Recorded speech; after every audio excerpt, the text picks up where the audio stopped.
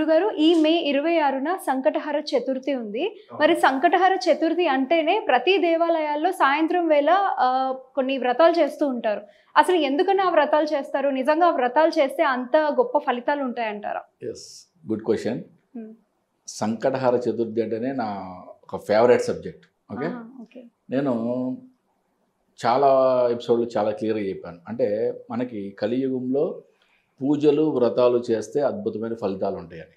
Okay, అలాగే చాలా దేవాలయాల్లో పౌర్ణమి వెళ్ళిన తర్వాత 4వ రోజు దాన్ని సంకటహర చతుర్థి అంటాం, Sankashtahara Chaturthi, what ever it may be. Okay, అంటే ఈరోజు మీరు ఒక పెద్ద ప్రాజెక్ట్ అనుకున్నారు, అనుకున్నది ప్రతి చోట ఏదో ఒక బ్రేక్ పడుతుంది అనుకుందాం. ఎగ్జాంపుల్ అంటే ఏదో విఘ్నాలు వస్తున్నాయి, లేదా మంచిగా చదువుకున్నారు, అంతా చదువు అంతా అయిపోయింది, ఒక మంచి జాబ్ కోసం ట్రై చేస్తుంటే సక్సెస్ అవ్వట్లా. అసలు ఇది కాదు, మీ లైఫ్లో ఏ కోరిక ఉందో, ఏదో ఒక అద్భుతమైన కోరిక ఉంది, ఏదైనా సరే what ever it may be, దాన్ని సంకల్పించుకొని ఎవరైతే 12 నెలల పాటు 12 సంకష్టహర చతుర్థులు పర్ఫెక్ట్గా ఈ వ్రతాన్ని ఆచరిస్తారో, ఓకే, వాళ్ళకి 100% జరిగి తీరుతుంది. వాళ్ళు అనుకున్నట్టు జరగాల్సిందే, దాంట్లో నో డౌట్. ఓకే, నేను ఇంతకుముందు కూడా వేరే సబ్జెక్ట్లో మీకు చాలా క్లియర్గా చెప్పాను. జరగకపోతే వచ్చి నన్ను అడగచ్చు. ఓకే, కానీ ఇక్కడ నేను చెప్పే 2 పదార్థాలు మాత్రం భగవంతుడికి: భక్తి, శ్రద్ధ. ఓకే, ఈ 2 ఇస్తే భగవంతుడు అద్భుతంగా మీకు అనుగ్రహం ఇస్తాడు. మరి సంకష్టహర చతుర్థి అంటేనే సాయంత్రం పూట చేస్తారు. ఓకే, కానీ పర్టిక్యులర్గా నేను ఇంకొక విధానం చెప్తా. ఓకే, నేను చెప్పే విధానంలో 12 నెలల సంకష్టహర చతుర్థులు మీరు చక్కగా వ్రతం చేసుకొని మీకు అద్భుతమైన ఫలితం ఉంటుంది. ఉదయాన్నే బ్రహ్మ ముహూర్త కాలం అంటే మళ్ళీ డిఫరెంట్, ఒక్కొక్కరు ఒక్కొక్కరు చెప్తారు. 3:30, 4:30, 4:15, 4:20 ఎన్ని కాదు, సూర్యోదయానికి 2 గడియల ముందు, 2 గడియలు అంటే 48 minutes బిఫోర్, అంటే ఆ టైంలో మనం పూజ స్టార్ట్ చేసేయాలి. అంటే 48 నిమిషాల ముందు స్టార్ట్ చేయాలంటే అట్లీస్ట్ ఒక 1.5 hour బిఫోర్ మనం లేవాలి. లేచి చక్కగా తలార స్నానం చేసి ఆ బ్రహ్మ ముహూర్త కాలంలో మనం స్టార్ట్ చేసుకొని పూజ ఉదయం మన ఇంట్లో. ఓకే, వ్రతం ఎలా చేయాలి ఇవేం చెప్పట్లా, అది కూడా చిన్న పుస్తకం మీకు ఏ పూజా స్టోర్లో దొరికిపోతుంది. ఓకే, దాంట్లో వ్రతం 108 నామాలు, అన్ని షోడశోపచార పూజలు ఎలా చేయాలి, స్వామివారి ఆవాహన ఎలా చేయాలి, అన్ని A to Z ఉంటాయి కాబట్టి దాని ప్రకారం చేసుకోండి. ఇంపార్టెంట్గా స్వామివారికి గరిక, కలువ పూలు పెట్టండి. నైవేద్యంలో స్వామివారికి లడ్డూలు, మోదకులు, ఓకే, ఇవన్నీ కంపల్సరీగా ఉండేది చూడండి. మీ శక్తి కొలది అది 4 పెడతారా, 10 పెడతారా, లేదా 100లో చేసుకుంటారా, అది మీ ఇష్టం, కానీ కంపల్సరీగా ఉండేది చూడండి.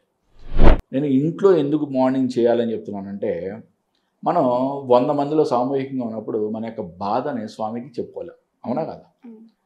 మనం ఒక ఏడవాలనిపిస్తుంది, ఏడగలమా? 100 మందిలో ఏడవలేము.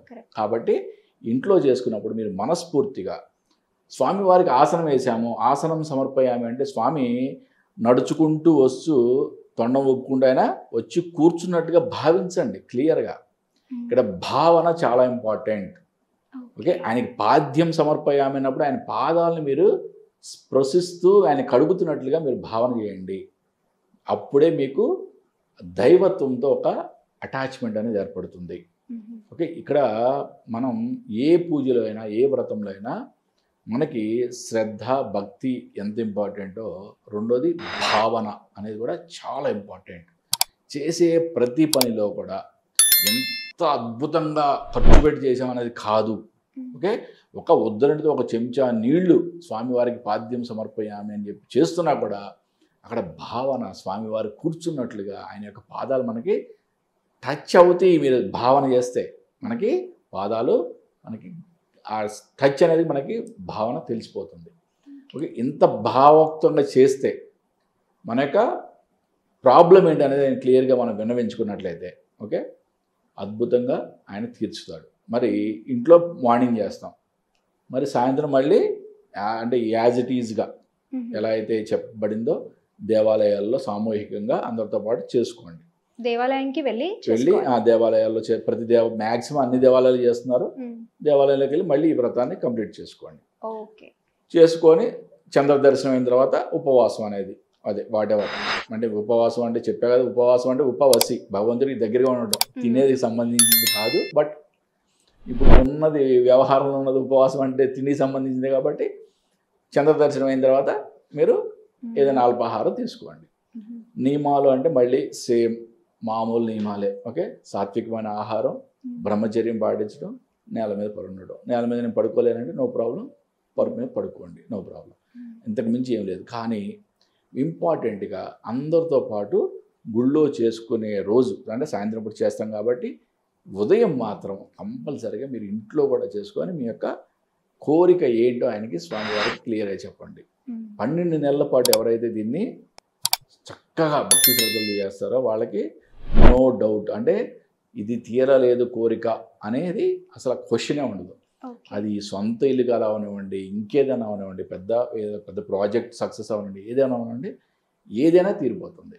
అంటే అసలు 12వ నెలలోపే ఎన్నో అద్భుతాలు, ఎంతోమంది కొన్ని వందల మంది మనకి తెలిసిన వాళ్ళు చేసి చెప్పిన వాళ్ళే ఉన్నారు.